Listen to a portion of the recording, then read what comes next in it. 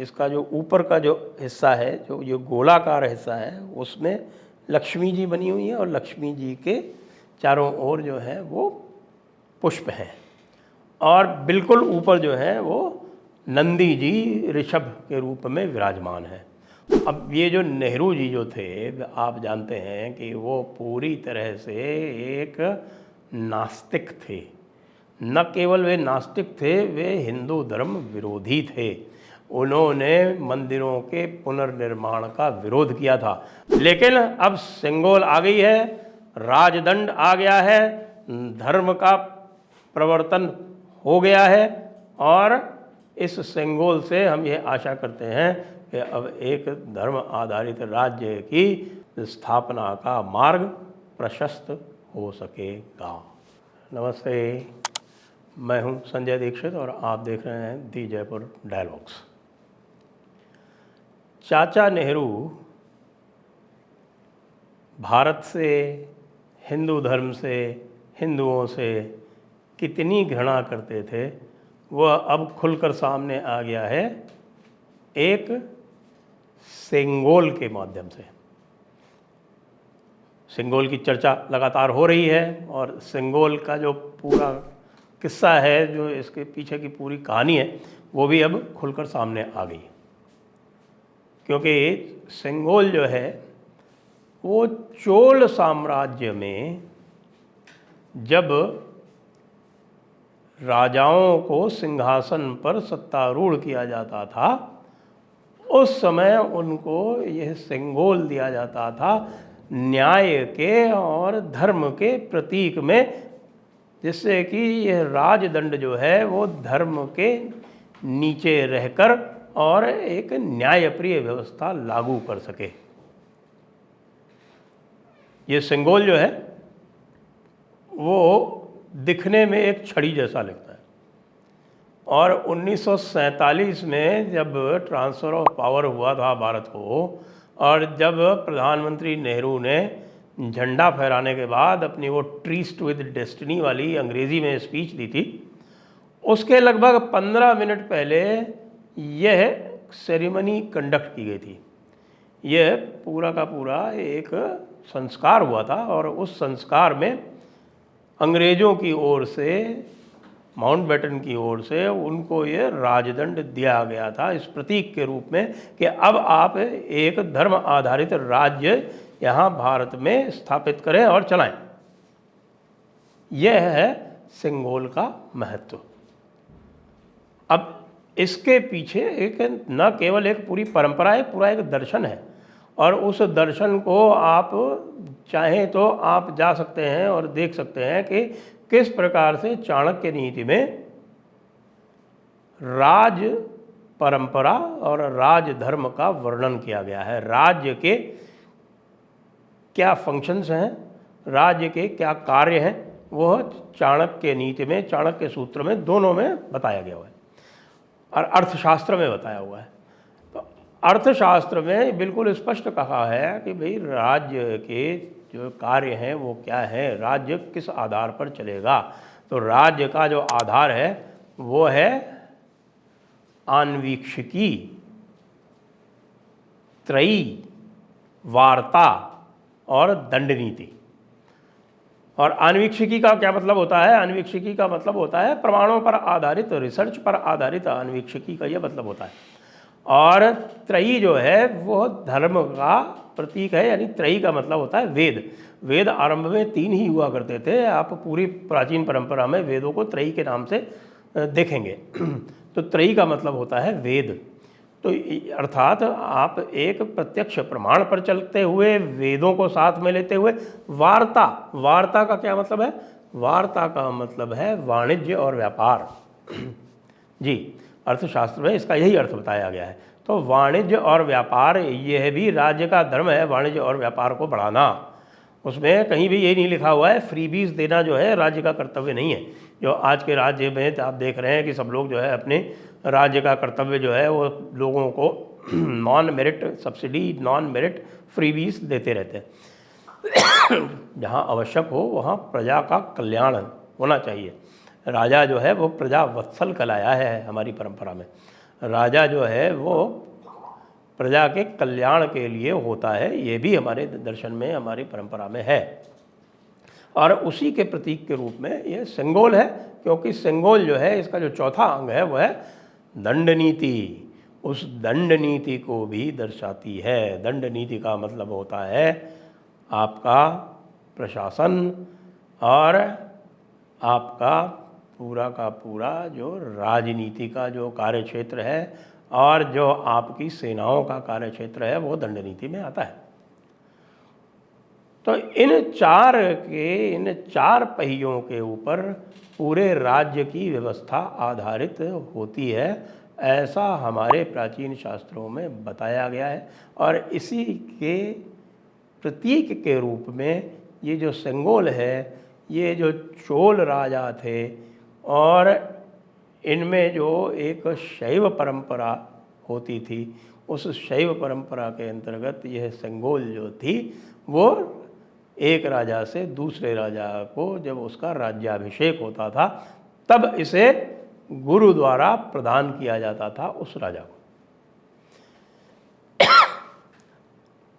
अब हमारी सेंगोल का क्या हुआ? मैं आपको बताया कि ये जो सेंगोल है ये नेहरू जी को प्रदान की गई थी और पूरा अनुष्ठान होके और पूरे संस्कार के साथ नेहरू जी को यह सेंगोल दी गई थी। इसका जो ऊपर का जो हिस्सा है, जो गोलाकार हिस्सा है, उसमें लक्ष्मी जी बनी हुई है और लक्ष्मी जी के चारों ओर जो है वो पुष्प हैं और बिल्कुल ऊपर जो है वो नंदी जी ऋषभ के रूप में विराजमान है। नंदी जी जो हैं वो न्यायप्रिय हैं, वो न्याय व्यवस्था को बताते हैं कि इसीलिए आज भी जब कोई शिव मंदिर में जाता है तो शिव जी को जो कुछ भी कहना होता है वो नंदी जी के कान में कहा जाता है, क्योंकि ये माना जाता है कि नंदी जी जो है वो पूर्णतः न्यायप्रिय हैं। उनको जो कुछ भी कहा जाएगा वे उसको शिव जी तक वैसे ही न केवल कम्युनिकेट कर देंगे, न केवल उसको उन तक पहुंचा देंगे, अपितु उसमें जो अच्छाई या बुराई जो कुछ भी है वो भी उनको बता देंगे। तो अब नंदी जी से और माता लक्ष्मी से प्रतिरूपित यह जो सेंगोल जो थी ये भला चाचा नेहरू को कैसे पसंद आती? तो चाचा नेहरू ने उसको त्याग दिया। जी हाँ, उन्होंने राजधर्म को त्याग दिया। जो आपने सेंगोल को त्याग दिया, इसका मतलब उन्होंने उस राजधर्म को त्याग दिया और उसको जो है वो पहुंचा दिया कहाँ? आनंद भवन में। आनंद भवन तत्कालीन इलाहाबाद, आज का प्रयागराज, उनकी जो वो पुरानी एक बहुत ज़बरदस्त एक महल था आनंद भवन, और उसमें जो उनका व्यक्तिगत संग्रहालय था उस व्यक्तिगत संग्रहालय में उसको पहुंचा दिया गया। बाद में वो 1954 में जो इलाहाबाद म्यूज़ियम जिसे कहा जाता है, जो कि राजकीय संग्रहालय है प्रयागराज में, वो वहाँ पहुँच गया और वहाँ वो स्थापित रहा, वहाँ रखा रहा और उसमें ये लिखा गया golden walking stick of Pandit Nehru. अब ये जो नेहरू जी जो थे, आप जानते हैं कि वो पूरी तरह से एक नास्तिक थे। न केवल वे नास्तिक थे, वे हिंदू धर्म विरोधी थे। उन्होंने मंदिरों के पुनर्निर्माण का, उन्होंने सोमनाथ मंदिर के पुनरुद्धार जीर्णोद्धार का विरोध किया था। उन्होंने अयोध्या में जब मूर्ति का प्रकटन हुआ था तब तत्कालीन जिला मजिस्ट्रेट को निर्देश दिए थे कि उस मूर्ति को वहाँ से हटा दिया जाए। जो जिला मजिस्ट्रेट नैयर साहब थे, उन्होंने करने से मना कर दिया। तो इस घोर सनातन धर्म विरोधी व्यक्ति को सेंगोल का महत्व तो क्या पता होता? वो तो सेंगोल को देख देख के उनके दिल में एक प्रकार की कचोटन सी उठती थी कि मैं अंग्रेज़ों का वारिस, अंग्रेज़ों का और अंग्रेजियत का प्रतिनिधित्व करने वाला मैं जो है, यह चोल राज्य वंश का ये सेंगोल जो है वो लेकर बैठूंगा क्या मैं अपने पास में? वैसे तो उसको तो उन्हें अपने प्राइम मिनिस्टर हाउस में स्थापित करना चाहिए था, या प्राइम मिनिस्टर का जो ऑफिस था प्राइम मिनिस्टर ऑफिस में रखना चाहिए था, क्योंकि उनको वो राजधर्म की याद दिलाता रहता। लेकिन नहीं, ऐसा तो वो कैसे कर सकते थे। तो इसलिए वो तो चली गई पहले तो उनके आनंद भवन स्थित संग्रहालय में, बाद में वो चली गई इलाहाबाद यानी कि जो राजकीय संग्रहालय है प्रयागराज में इस समय। और उसके बाद 7 महीने पहले उसको वहाँ पर स्पॉट किया। राज्यपाल जो हैं वो उसकी संरक्षक हैं, उन्होंने उसको आनंदीबेन पटेल जी ने उसको वहाँ पर स्पॉट किया और उसको स्पॉट करके राष्ट्रीय संग्रहालय में 7 महीने पहले भिजवा दिया।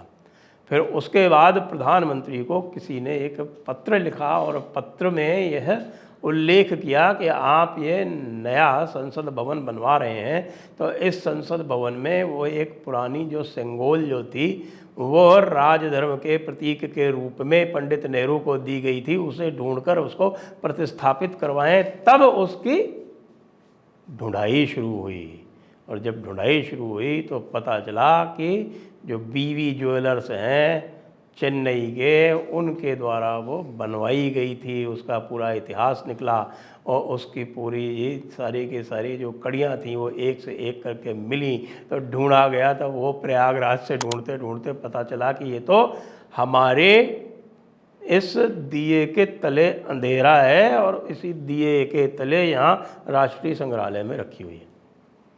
और तब उसको लाकर नए संसद भवन में, नए पार्लियामेंट हाउस में स्थापित करने का एक कार्यक्रम बना, और संभवतः उसी प्रकार से उन्हीं संस्कारों और उन्हीं अनुष्ठान के साथ में प्रतिस्थापित की जाएगी। किस प्रकार से प्रतिस्थापित की जाएगी वो तो अभी भविष्य के गर्भ में है, 28 तारीख को पता चलेगा।